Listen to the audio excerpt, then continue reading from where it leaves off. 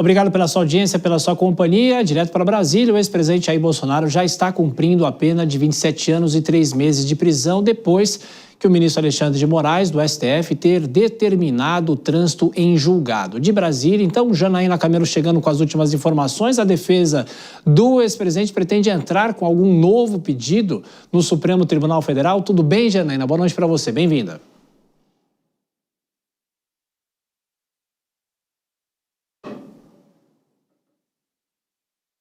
Estamos sem o áudio da Janaína, a gente vai refazer a conexão, mas de qualquer forma, hoje foi o dia decisivo para o núcleo 1 da trama golpista. Antes de chamar a Janaína, a gente tem aqui algumas declarações. Hoje foi um dia de grande repercussão em Brasília, de falas de aliados do governo e também de aliados do ex-presidente Jair Bolsonaro. O ministro da Defesa, José Múcio, afirmou que o processo no Supremo chega ao fim sem abalos institucionais. Acompanhe. Eles atravessaram isso, vamos dizer assim, com um grau de responsabilidade para um país enorme. Vocês não viram durante esse período, e até nós somos velhos daqui, não ter saído uma nota de indignação, nem pessoal, né? Não saiu nem das instituições, nem saiu das pessoas físicas. Então, eu só tenho que agradecer.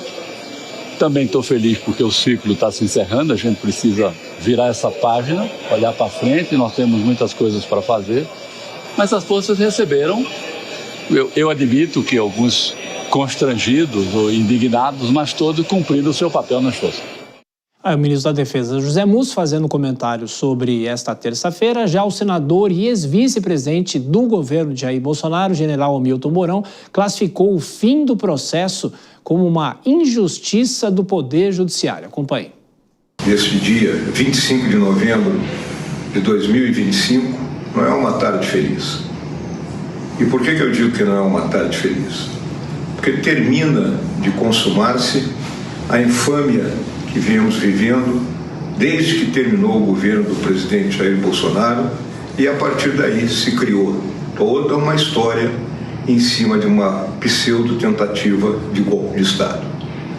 Hoje estamos vendo o general Augusto Heleno, o general Paulo Sérgio sendo conduzidos para a prisão. Óbvio, estão indo para uma unidade militar conforme prevê o Estatuto dos Militares. Lamento profundamente isso. E só há uma solução. A solução é política. E por que eu digo que a solução é política? Porque a partir do momento que o sistema judiciário ultrapassa aquilo que é o devido processo legal, não dando as instâncias necessárias para que esse processo fosse conduzido, não permitindo que o juiz natural exercesse a sua função e a própria execução penal sendo demandada pelo juiz do processo, então são algumas das coisas que saltam aos olhos e mostram a injustiça sendo praticada. Bom, o general Hamilton Mourão fazendo, claro, críticas a essa decisão do Supremo, e agora sim a gente reconecta a Janaína Camelo chegando com as últimas informações. A defesa de Jair Bolsonaro pode tentar mais alguma ação no Supremo Tribunal Federal? Bem-vinda, Janaína, agora sim, boa noite. Agora sim, Thiago, muito boa noite para você e para todo mundo que está assistindo a gente aqui no Jornal Jovem Pan. A defesa de Jair Bolsonaro diz o seguinte, que vai insistir em apresentar recursos, viu? Mesmo com a decisão do ministro Alexandre de Moraes, que agora está sendo ali analisada pela primeira turma, inclusive, no plenário virtual, de encerrar esse processo.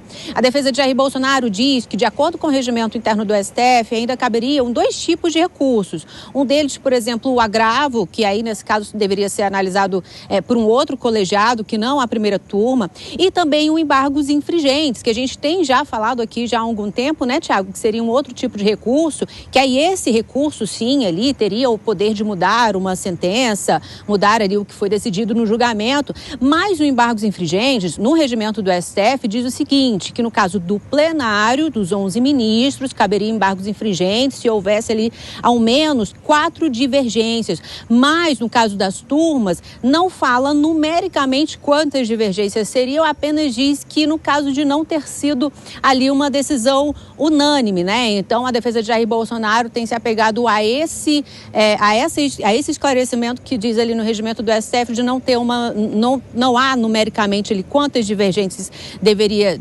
haver ali nas turmas, no caso. Enfim, e aí cita o caso, por exemplo, do ex-presidente Fernando Collor de Mello, e também da Débora dos Santos, que ficou conhecida ali por ter pichado a estátua da Justiça, dizendo que o STF decidiu ali por certificar o trânsito em julgado só depois da análise dos embargos infringentes.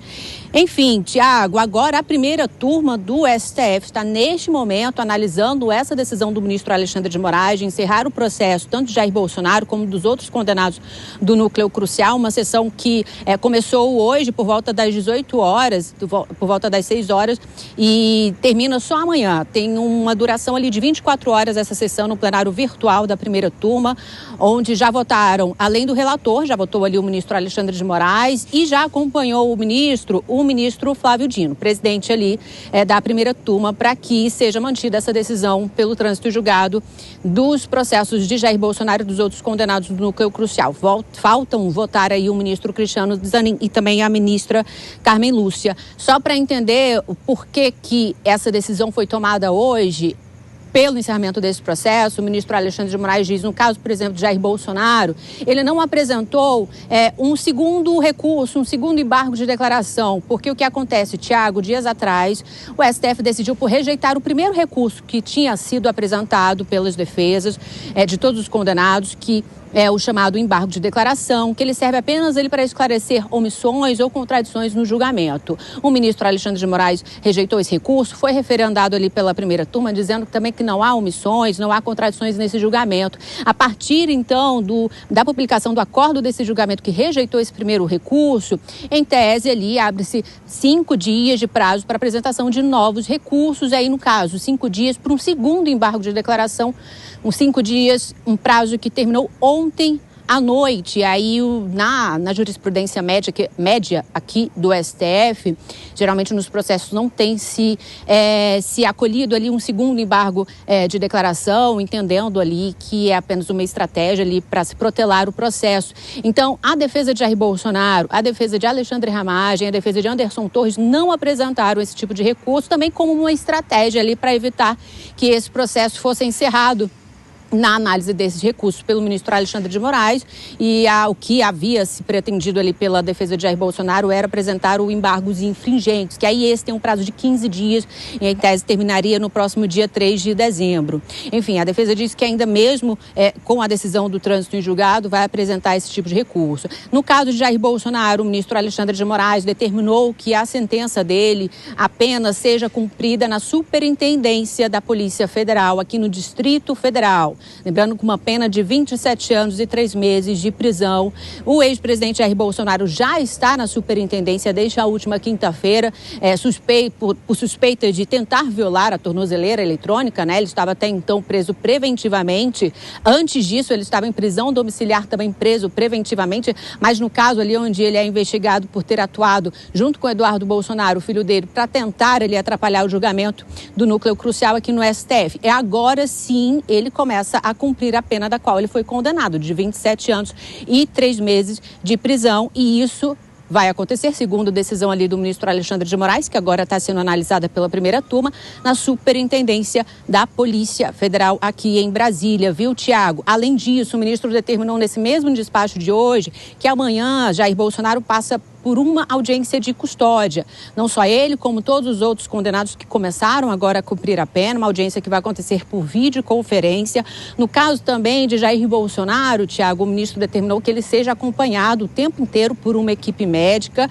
E lembrando também que na execução dessa pena, Jair Bolsonaro perde os direitos políticos, né? Direitos como, por exemplo, de votar e também de se candidatar a qualquer cargo público. E sendo condenado, inclusive já tinha sido uma questão ali determinada no julgamento do núcleo crucial, ele ficaria ali, no caso, no total, 35 anos sem poder se candidatar, com esses direitos políticos suspensos, porque durante todo o tempo da condenação dele, de 27 anos, mais o prazo que é determinado pela lei da ficha limpa, que é de 8 anos, e esse prazo começa a contar depois do fim da condenação. Então, seria de 27 anos mais 8 anos, somando ali 35 anos, sem a possibilidade de se candidatar. Viu, Tiago? E hoje o ex-presidente recebeu na PF em Brasília a visita dos filhos Flávio e Carlos, e é esse o assunto da próxima participação aqui da Janaína Camelo no Jornal Jovem Pan. Vou chamar já os nossos comentaristas, entrando aqui nos estúdios, Denise Campos de Toledo, o Cristiano Vilela, e no nosso telão, Dora Kramer. Dora, vou começar por você. A gente falou muito sobre todo esse processo desde o início, na expectativa do começo, e o desfecho veio nesse finzinho do mês de novembro. Boa noite, Dora, bem-vinda.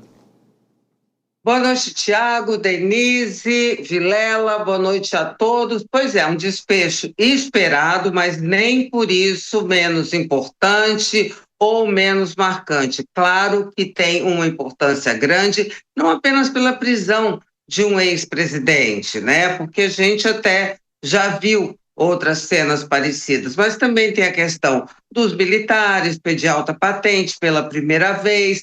O fato, o ministro da Defesa pontuou uma questão que eu acho bastante importante, que tudo se deu dentro da regra do Estado de Direito sem que houvesse crise política e institucional, né? Isso é muito interessante porque essas pessoas que começam a cumprir pena hoje, elas atentaram contra o Estado de Direito, esse mesmo que foi recuperado há 40 anos, que é um patrimônio da nação inteira. Então, isso fica como uma lição de que atentados à legalidade não são ações de liberdade de expressão, são realmente agressões à liberdade de toda a nação. E, especificamente quanto ao ex-presidente Jair Bolsonaro, a gente viu, né, por toda a trajetória, desde o exercício da presidência, com declarações, com atos, passando pela derrota na eleição, o primeiro a perder a reeleição, e perdeu para ele mesmo. A gente viu ali, porque a diferença entre ele e o vencedor foi ínfima. E depois as atitudes, depois disso, culminando com a cena da tornozeleira. Então, ali eu diria que o ex-presidente Jair Bolsonaro é vítima dos próprios atos. Bom, daqui a pouquinho o Vilela, a gente vai tirar algumas dúvidas com ele, do ponto de vista, claro, da área da justiça, mas antes, Denise Campos de Toledo, boa noite, bem-vinda. De qualquer forma, é um desfecho que nós já tivemos hoje algumas repercussões políticas, como vimos aqui no comecinho do jornal. Boa noite a todos, Vilela, Dora, vocês que nos acompanham, Tiago. Exatamente, a gente vê as declarações, mobilização, claro, do partido do presidente também, dos familiares, cobrando anistia. O Mota está resistindo a essa possibilidade em relação ao projeto, mas, de qualquer modo, não houve qualquer reação maior, mais forte por parte da sociedade, como se podia imaginar. Na verdade, o STF, eu acho que em particular o ministro Alexandre de Moraes, que era o relator desse caso, tomou cuidado de não expor o presidente a nenhuma situação que pudesse gerar constrangimento e, consequentemente, também manifestações populares. Nós até tivemos pessoas na frente da Polícia Federal, onde ele foi preso, mas sem aquela balbúrdia que a gente já viu em outras ocasiões, que foi um histórico. Inclusive, Bolsonaro estimulava muito manifestações, tinha essas motociatas em plena pandemia. Dora lembrou que ele perdeu para ele mesmo. Esse histórico da pandemia pegou muito mal. A gente viu, inclusive, quando foi anunciada a condenação dele pelas redes sociais, as manifestações eram principalmente em torno da questão da pandemia e não tanto do ponto de vista ideológico ou mesmo da tentativa de golpe. Era a população que sentiu os efeitos da pandemia e não percebeu um governo mobilizado de fato para combater a pandemia da forma adequada. Foi naquele momento, inclusive, que começaram os maiores embates entre ele e a justiça fazendo prevalecer decisões de governadores, decisões que buscavam o isolamento social naquela época, e mesmo em relação à aquisição das vacinas, houve primeiro uma reação de São Paulo e depois sim do governo federal. Então teve todo esse histórico desde o início, depois veio o questionamento também das urnas eletrônicas, até se chegar a toda a trama golpista e os atos de 8 de janeiro. E agora o que a gente vê é uma mobilização muito menor da sociedade, pode até lamentar, a base eleitoral de Bolsonaro é forte, a família ainda vai tentar aproveitar isso, mas a gente percebe que não há uma mobilização tão grande assim, sequer dos partidos tidos como de direita, que em princípio o apoiam, mas a gente vê uma mobilização mais forte por parte do PL mesmo. Cristiano Vilela, boa noite para você. Alguns pontos, né, que nós, inclusive, que não somos da área da justiça, tirando as dúvidas com quem é dessa área. Primeiro, quais os caminhos jurídicos que ainda existem, não só para a defesa de Jair Bolsonaro, para também as outras defesas desse núcleo crucial. E, em segundo lugar, se por acaso ele não tivesse a prisão preventiva decretada, ele estava em casa, né, por causa da história da tornozeleira, será que ele teria ido para a PF mesmo ou teria ido para outro local? Bem-vindo, boa noite. Tiago, uma ótima noite a você, a Denise, Dora e todos que acompanham o Jornal Jovem Pan. Olha, por se tratar de um presidente da República, um ex-presidente, é natural que seja importante, seja necessário uma sala, um espaço que mantenha ali o mínimo de dignidade, que possa mantê-lo, inclusive, longe dos presos comuns, até no sentido de manutenção da integridade. E me parece que, nesse sentido, o ministro Alexandre de Moraes foi muito feliz no seu despacho. Aliás, ele fez questão de ressaltar a necessidade de cuidados médicos em relação ao ex-presidente, que é algo que pode, inclusive, fazer com que qualquer argumento relativo à questão de saúde do ex-presidente acabe caindo por terra. Precisa ser realmente muito robusto para justificar uma mudança do regime, indo para um regime que não seja o regime de prisão efetiva, uma prisão domiciliar, por exemplo. Nesse sentido, cabe agora, a defesa mesmo do ex-presidente já se posicionou no sentido de ingressar com embargos infringentes, embora isso não tenha chance do ponto de vista efetivo, do ponto de vista concreto, por conta da jurisprudência do próprio Supremo Tribunal Federal, que não reconhece essa possibilidade em situações como essa, em julgamentos de turma, onde há apenas um único voto divergente. Então, nesse sentido, a tendência é que, de fato, se inicie efetivamente, a partir de agora, o cumprimento, haja uma permanência dele na Polícia Federal e, ao longo do cumprimento do período, aí sim, a sua defesa venha a, eventualmente, trazer elementos, trazer justificativas para que possa ou rever, encontrar algum vício que possa rever a condenação, o que é muito mais difícil, ou pelo menos, talvez por questões de saúde, pedir uma mudança na forma de cumprimento, indo talvez para um cumprimento domiciliar. Queria fazer mais um giro com todos vocês. Dora, o futuro político desse campo, centro e direita, com Jair Bolsonaro agora preso e o processo encerrado. De que forma a direita vai precisar tratar esse assunto? Deve antecipar candidato à presidência da República? Isso ou isso não interfere? Ô, Tiago, vou te falar que se eu tivesse esse roteiro, eu vendia, tá? Para o pessoal exatamente desse campo, porque é o que todo mundo está procurando. Por quê?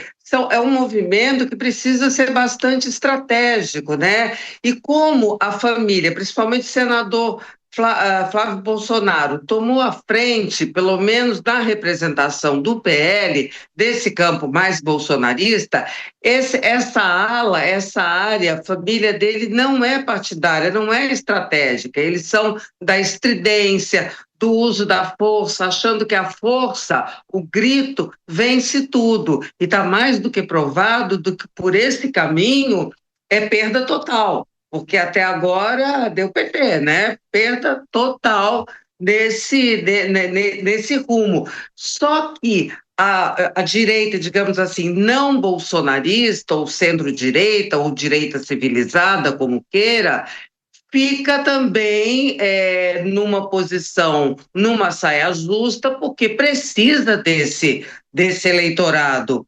bolsonarista. Não quer também, viu o que aconteceu com pessoas que deixaram o Bolsonaro, né, na vida política, perderam as eleições seguintes. Então, nesse sentido é que eu te digo que não tem ainda um caminho. Como é que vai se livrar dos Bolsonaro? Como é que vai se aliar aos bolsonaros com essas decisões amalucadas? Então, é um momento realmente, sabe como se dizia antigamente, pausa para meditação? É assim que está. Primeiro, uma coisa de cada vez, né? Bom, primeiro, agora vê, Bolsonaro finalmente acabou o processo, assenta a poeira, começam as visitas, o governador Tarcísio de Freitas vai lá, agora que realmente começam as conversas de verdade para saber para onde é que vai, porque esse negócio de lutar pela anistia é coisa do primeiro momento, no afogadilho, para ter qualquer coisa para falar. Por enquanto, não há um plano ainda bem feitinho e aprovado por todos. Porque tudo é capital político, não é, Denise Campos de Toledo? E eu queria até perguntar a Dora, porque ela falava do posicionamento da família Bolsonaro até a semana passada, até poucos dias atrás, você falava da possibilidade de Flávio Bolsonaro ser cabeça de chapa. Nós já tivemos os filhos do ex-presidente Bolsonaro criticando muito os supostos candidatos à presidência, eles chegaram a ser chamados de ratos, Eduardo Bolsonaro os criticou muito dos Estados Unidos. Você acha que isso pode criar alguma dificuldade de alinhamento partidário? O PL, em princípio, tende a apoiá-los, inclusive Michele Bolsonaro é presidente do PL Mulher, ela tem participado de campanhas por todo o país, se fala da intenção dela de ser principalmente senadora, candidata ao Senado por Brasília, mas pode haver alguma composição com esse tipo de postura que eles vêm tendo, à exceção de Tarcísio, que Tarcísio se coloca muito fiel a Bolsonaro, ao que ele representou na vida política dele, não é? Denise, esse é um enrosco, exatamente esse é um enrosco. Como fazer para não se juntar a quem te chama de rato e adota essa estratégia? Que Valdemar da Costa Neto, já reparou como ele está calado? Valdemar é raposa velha, tá certo? Tá acostumado, é um cara mais da sutileza, mais das estratégias, mas não pode se descolar dos Bolsonaro. Evidentemente que ele não concorda com isso, evidentemente que o senador Flávio Bolsonaro tem a menor condição de ter uma candidatura aprovada. O nome Bolsonaro carrega rejeição para a chapa. Agora, como é que vai jogar o nome Bolsonaro ao mar, né? Então, reside exatamente nisso. O problema é como desatar esse nó. Quer dizer, ruim com os Bolsonaro, talvez muito pior